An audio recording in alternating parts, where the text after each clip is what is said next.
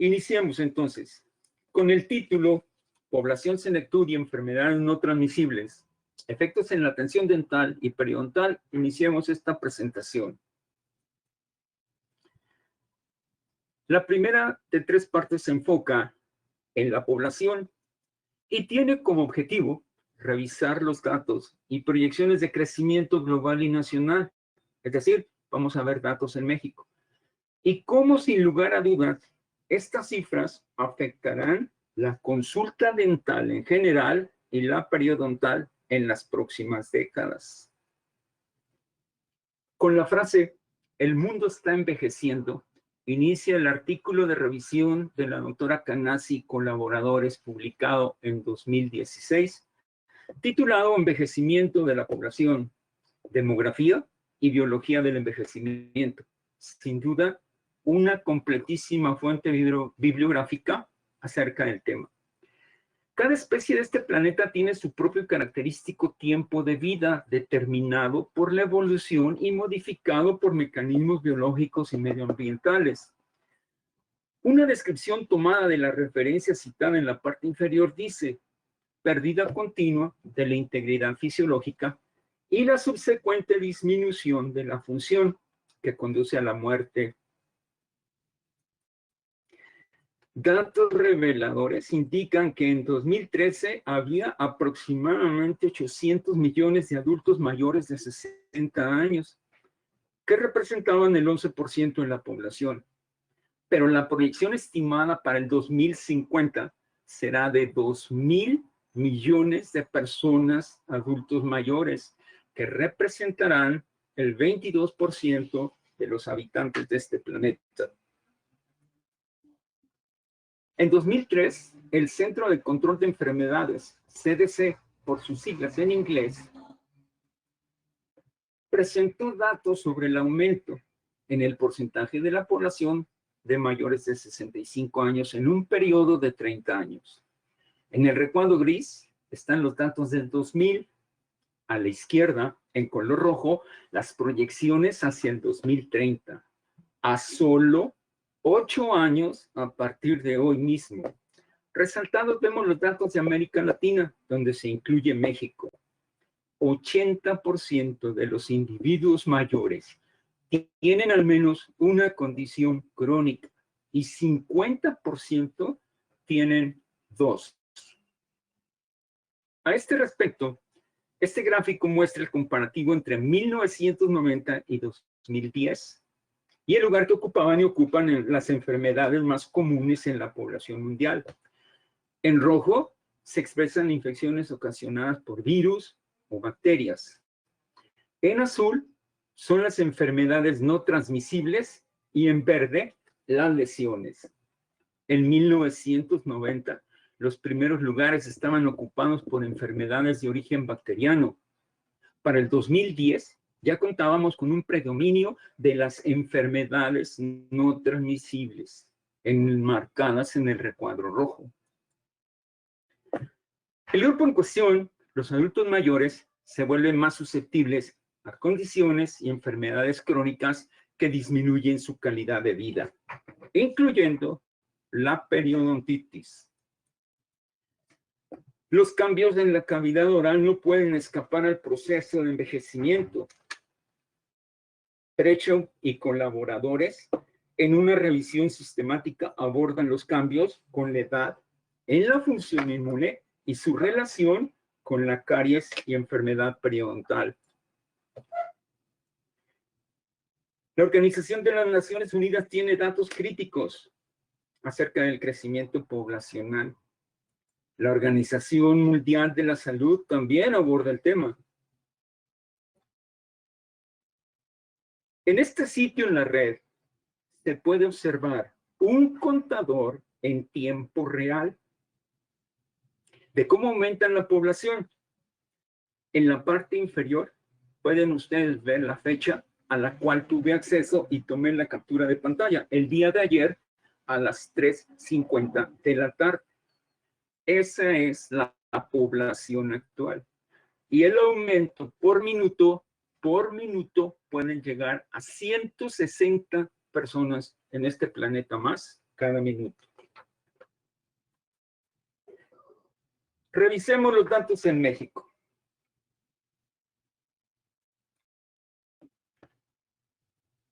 Este es el reporte del último censo de población. Somos poco más de 126 millones de mexicanos y contando. Y esta es su distribución por sexo y edad. El marcado está en la población de 50 a 59 años.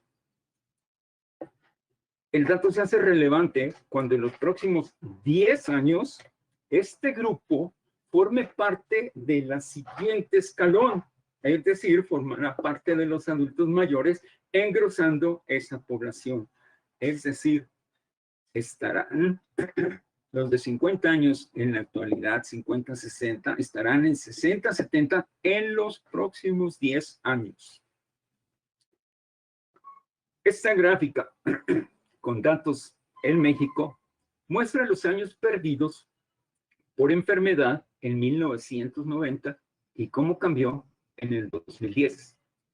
Recordemos que los recuadros rojos representan las enfermedades virales o bacterianas. En azul, enfermedades no transmisibles y en verde, accidentes o agresiones.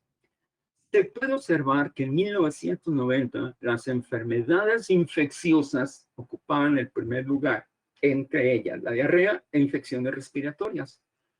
Pero para el 2010, este panorama cambió, siendo las enfermedades no transmisibles las más comunes.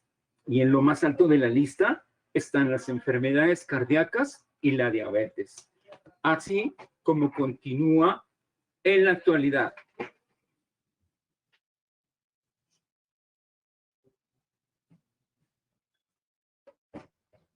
Perdón, un momento. Disculpen ustedes. Iniciamos entonces la parte 2, enfermedades no transmisibles y su relación con las enfermedades periodontales. ¿Cuál es el objetivo de esta parte? Mostrar la evidencia que asocia a varias enfermedades no transmisibles con la periodontitis. Hablaremos en particular de diabetes, enfermedades cardiovasculares, osteoporosis, más las condiciones de parto y tabaquismo. Antes, revisemos la definición de salud general de la Organización Mundial de la Salud y también veamos qué dice la Federación Europea de Periodontología acerca de salud periodontal. Traduzco para ustedes. Salud es el estado de bienestar físico, mental y social, y no solamente la ausencia de enfermedad o dolencia. Y la salud periodontal, podríamos verla y puede aplicarse a toda la cavidad oral. Un estado libre de enfermedad periodontal inflamatoria que permita al individuo la función normal y evite consecuencias físicas y mentales debido a enfermedad pasada o presente. Y cuando se pierde la salud, bueno, en general se describen dos tipos de enfermedades o grupos de enfermedades. Las infecciosas por cualquier agente causal y las no infecciosas o no transmisibles, enfermedades no transmisibles, tal y como se muestra en esta hermosa revisión del doctor Hunter. Y para motivos de esta exposición, tomemos los siguientes datos. 4 factores asociados al comportamiento del individuo, que son tabaquismo, consumo excesivo de alcohol, dieta inadecuada y falta de ejercicio, se asocian a 4 grupos de enfermedades.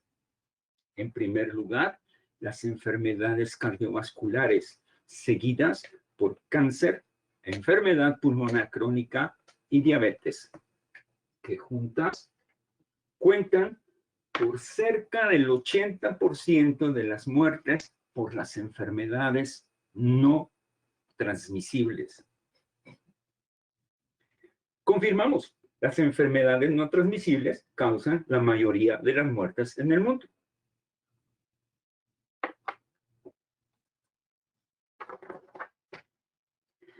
Y si los enfermos sobreviven al desenlace fatal, La discapacidad resultante de estas condiciones limita sus calidades de vida. Glucosa elevada, perdón, índice de masa corporal relacionado con sobrepeso y obesidad, desnutrición, hipertensión y otros son los principales factores de riesgo y los más significativos en este grupo de enfermedades. Y aun cuando los esfuerzos son globales, las condiciones generales y regionales influyen negativamente en este derecho universal a la salud. Se ha propuesto una descripción de salud oral que se resume de la siguiente manera: la habilidad para hablar, sonreír, oler, probar, tocar, masticar, deglutir y mostrar emociones a través de expresiones faciales con seguridad, sin dolor, incomodidad o enfermedad en el complejo cráneo-facial. Colegas, sin duda, un cambio de paradigma en la visión de los profesionales de la salud oral, cambio en los programas de salud institucional y cambio en los programas educativos. La información es completísima y está a disposición de quien la busque. Aquí dos muestras particulares en el área de periodoncia.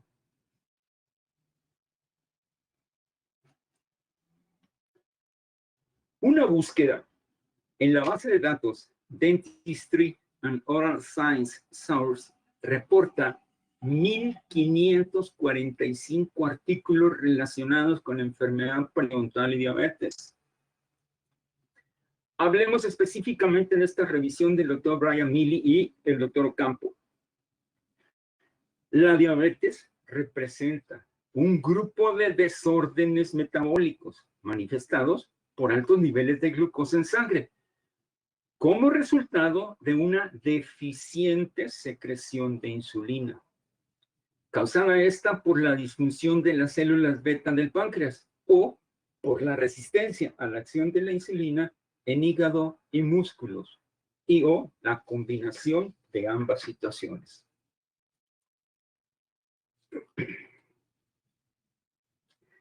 En este otro reporte, la Federación Internacional de Diabetes y la Federación Europea de Periodontología establecen la relación entre ambas y dan guías para el manejo.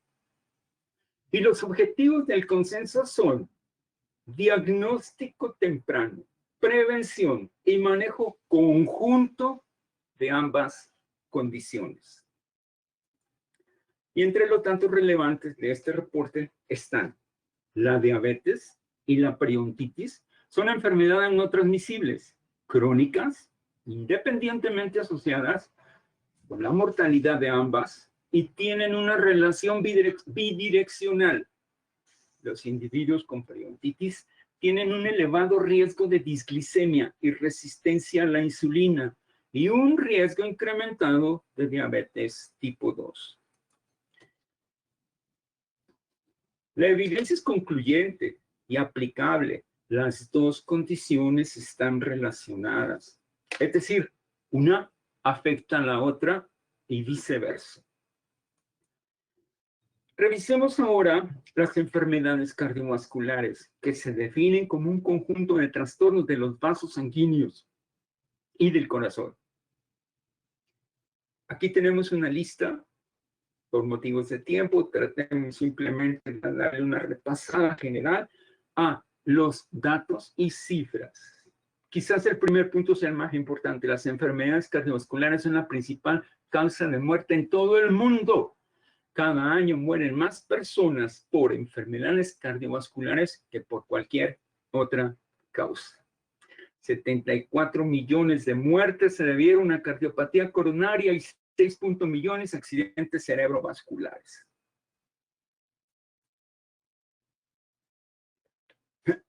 La búsqueda en la misma base de datos antes citada arroja 1,471 reportes acerca de esta relación. No hay duda. Y aunque el riesgo es moderado, el riesgo de un incidente cardiovascular en personas con periodontitis, la revisión indica los beneficios del tratamiento periodontal. Consideremos que ambas condiciones tienen un origen multifactorial y por lo tanto el control de los factores de riesgo será una suma de beneficios. Y la periodontitis es solamente uno de los factores de riesgo asociados a estas condiciones cardiovasculares y es la obligación de los profesionales de la salud oral controlar esta infección. Las condiciones se describen dentro de las enfermedades no transmisibles, es decir, las enfermedades cardiovasculares. 71%, otro dato en otro sitio, 71% de las muertes a nivel mundial por enfermedades no transmisibles y el 45% son enfermedades cardiovasculares. ¿Cuál es la etiología de estas condiciones? La aterosclerosis, sin duda alguna, que es una lesión endotelial, es decir, dentro de los vasos sanguíneos, con la acumulación de colesterol de baja densidad, comúnmente llamado el colesterol malo. La enfermedad coronaria es el tipo más común de la enfermedad cardíaca. Está causada por la aterosclerosis que limita el flujo sanguíneo al músculo cardíaco. Y la consecuencia es no recibir el aporte de oxígeno que requiere para su funcionamiento. Esta condición tiene como consecuencia la angina de pecho y como desenlace fatal el infarto al miocardio. La enfermedad cardiovascular consiste en la disminución de flujo sanguíneo en el cerebro por desprendimiento de un coágulo en cualquier parte del cuerpo, el cual viaja a través del torrente circulatorio, provocando el accidente isquémico, que puede ser transitorio o convertirse en una embolia cerebral. Al igual que con la diabetes, las enfermedades cardiovasculares han recibido una amplísima atención.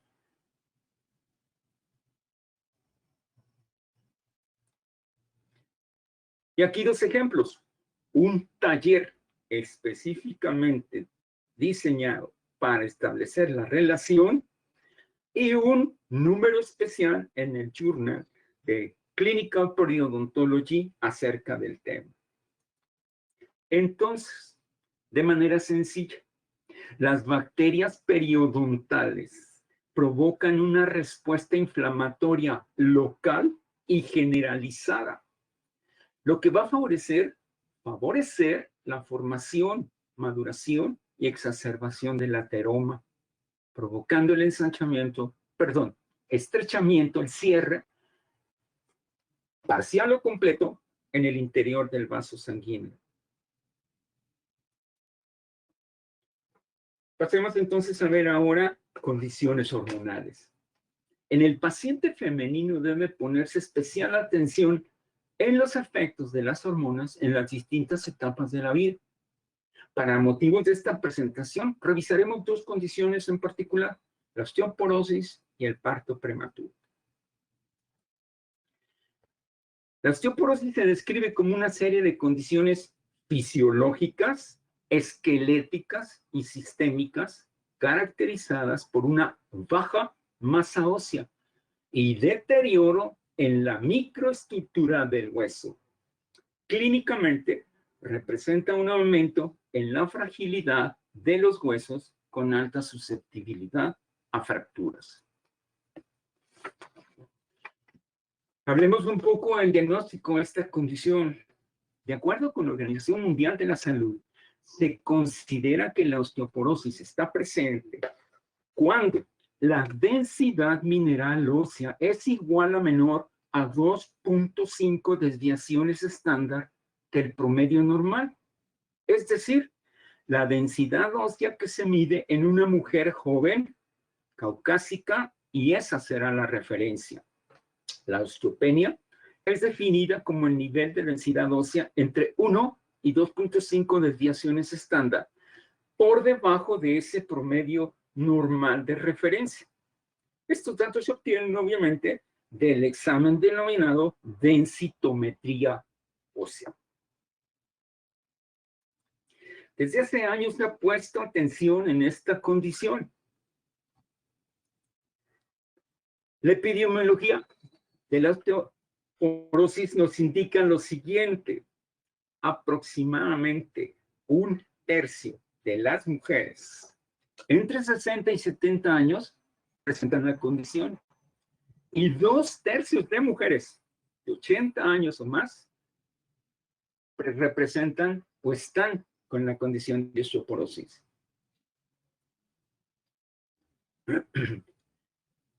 ¿Cuáles son los riesgos asociados? Perdón, ¿cuáles son los riesgos asociados y las condiciones en esta situación? Pérdida de hueso alveolar, estamos hablando de los asociados en boca. Pérdida de inserción periodontal y otros parámetros de periodontitis. Volvemos a encontrar la relación. Moedano y colaboradores reportan datos muy significativos en México, en donde nos dicen que la periodontitis, la extensión de la periodontitis, la cantidad de periodontitis fue asociada con osteoporosis y la pérdida ósea con riesgo de fractura. Recordemos que pérdida ósea es un dato crítico para entender la progresión de la enfermedad periodontal. ¿Cuál es la relación entre parto prematuro y periodontitis? Hay evidencia de relación entre ambas condiciones. Este reporte del 2013 concluye: la periodontitis maternal está modestamente, pero independientemente asociada con efectos adversos en el desenlace del embarazo, es decir, en el parto prematuro. Los resultados de los estudios indican una discrepancia en la definición de periodontitis, es decir, no podemos sacar un dato concluyente, ya que los estudios muestran diferentes formas de registrar la enfermedad periodontal. Quizá lo más importante sea lo siguiente. En el artículo de Bobetsi, estamos viendo con respecto al tratamiento. Esta es la parte crítica, me parece. El tratamiento periodontal no quirúrgico es seguro durante el segundo trimestre para la madre y el feto, con un efecto positivo a largo plazo, particularmente en pacientes con embarazo de alto riesgo. Desde hace más de 50 años, casi 60, tenemos el dato preciso: 100% de las mujeres embarazadas desarrollan gingivitis en el 3.º y 8.º mes del embarazo.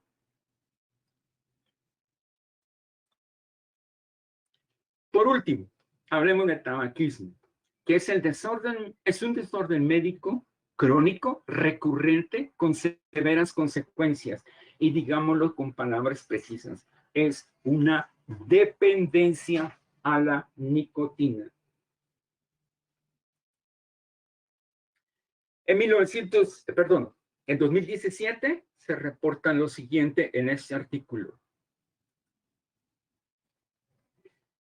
la carga global mundial de enfermedad periodontal atribuible al hábito del tabaquismo fue de 251.160 años de vida, ajustados a discapacidad, o con un dato más preciso, 38.5 millones de casos. El grupo de mayor edad fue el de 50, el grupo más afectado fue el de 50 a 60 años. Conclusiones: tenemos una alta necesidad de monitorear y detener la carga global de enfermedad periodontal atribuible al tabaquismo. Repasemos rápidamente enfermedad periodontal. Enfermedad inflamatoria crónica multifactorial de etiología bacteriana, que provoca una severa inflamación crónica, local y sistémica, destrucción progresiva de los tejidos de soporte del diente, pérdida de los mismos, pérdida de la función masticatoria, algo que rara vez tomamos en cuenta, disfunción masticatoria, alteraciones estéticas, alteraciones en las relaciones sociales e interpersonales, reducción de la calidad de vida y un alto impacto en los costos de salud pública. Bueno, tendremos que aclarar que en algunos países sí se invierte en salud pública, pero además afecta el gasto personal y el gasto familiar. Y si las personas no tienen dinero para atenderse, mal tienen un salario para sobrevivir, pues las consecuencias creo que todos las conocemos. Casebaum reporta la carga global de periodontitis en su forma severa. Es la sexta condición más prevalente en la población mundial. La periodontitis severa es la sexta enfermedad más común entre los seres humanos.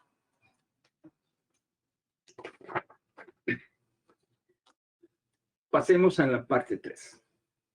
La consulta dental y la evaluación del estado de salud y enfermedad en general. ¿Qué podemos hacer con estos datos que vimos? Idealmente, la función del consultorio dental es la detección y prevención, es decir, la atención primaria de las enfermedades y condiciones orales, principalmente caries y enfermedades periodontales. Y si este nivel de atención, el primer nivel de atención, ya no aplica, pues entonces estará indicado aplicar un segundo o tercer nivel, que sea el tratamiento que elimine o limite el daño. Pero podemos hacer una propuesta. Se puede y se debe ampliar la función del profesional de la salud oral cuando integre una visión de la salud general del individuo.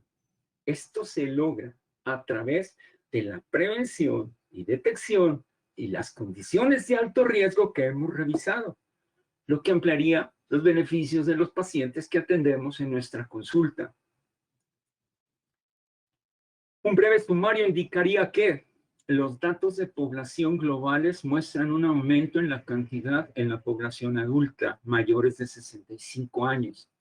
La carga global de enfermedades no transmitibles como diabetes, enfermedades cardiovasculares, síndrome metabólico asociado con la obesidad y el sobrepeso, tabaquismo representan un alto porcentaje en este segmento de la población.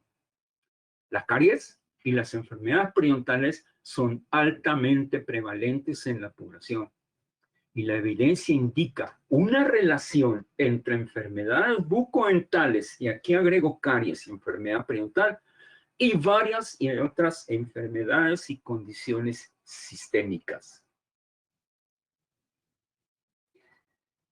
La difusión por todos los medios posibles de los problemas de salud que afectan en particular a nuestro país y la intervención en el ámbito de nuestra influencia, es decir, en nuestro círculo de pacientes, en nuestro círculo social, en nuestra escuela, en nuestra universidad, deben ser una prioridad y deben de estar enfocados a la prevención y a la atención temprana. Entonces es una demanda ética y profesional estar informado y actualizados. En el círculo rojo está el reporte, la fecha de este reporte. Y con datos en nuestro país, que es lo más importante, ¿qué podemos hacer aquí, en este país tan querido que se llama México? Para finalizar, revisemos este artículo como un ejemplo de la práctica profesional basada en la evidencia científica. Prevalencia y severidad de la gingivitis inducida por placa en 3 ciudades latinoamericanas: México, área metropolitana de Costa Rica y Bogotá, Colombia.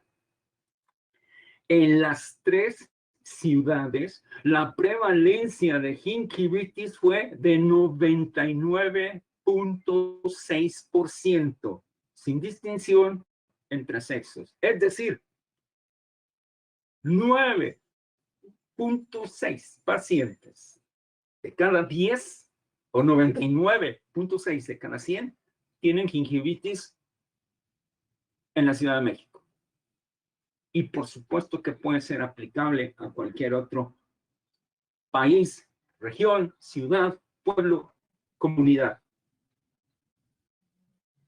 La acumulación de placa es el factor de riesgo más importante asociado con esta condición para que se establezca la enfermedad gingival inflamatoria. Y la pregunta obligada es, ¿y en la práctica institucional, en la práctica educativa, en la práctica privada, cuántos pacientes son atendidos adecuadamente por esta condición que llamamos gingivitis?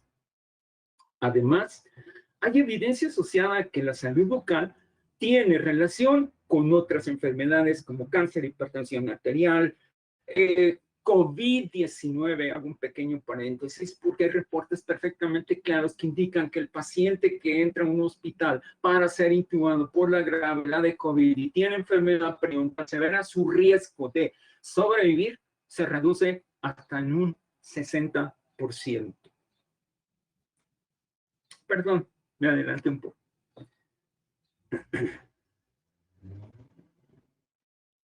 ¿Cuál es el presente? ¿Cuál es el futuro que podríamos entender?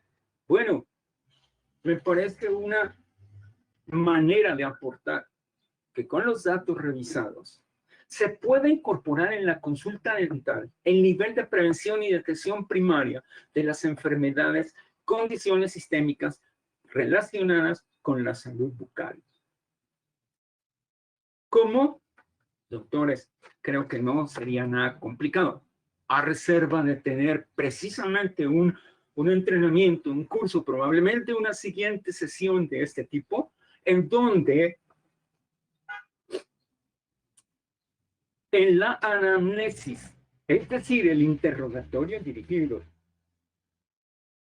se puedan hacer preguntas específicas para agregarlas a la historia clínica.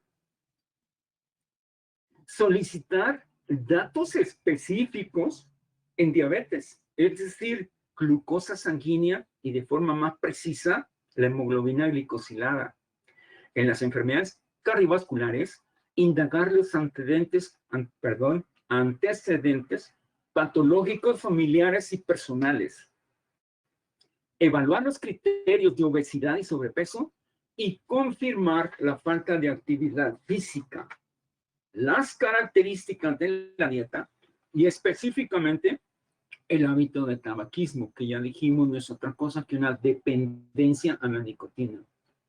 Y en el paciente femenino, la recolección de datos deberá de integrar todas las condiciones actuales, es decir, desde el ciclo menstrual, embarazo, menopausia y o terapia hormonal y o diagnóstico de osteoporosis. No es complicado. Son datos muy sencillos, muy precisos y que probablemente solo requieran un poco más de tiempo y atención en nuestra consulta para beneficio de nuestro paciente. Les comparto mi visión, mi misión ideal. El profesional de la salud debe ser parte de la práctica médica integral y multidisciplinaria. Una vez más, gracias por su atención.